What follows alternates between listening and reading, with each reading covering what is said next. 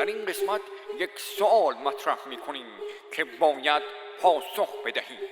اگر پولهای بلوکه شده نظام آزاد شوند، مقام عظما پولها را خرج چه خواهد کرد؟ خرج انرژی هسته‌ای. سوختی.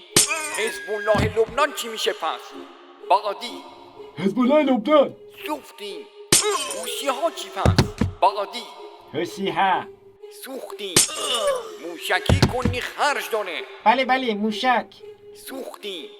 سپاه و نیروی انتظامی و لباس شخصی ها و نیروی انتظامی چی پس؟ همه موارد بالا. همه موارد بالا به اضافه سوریه.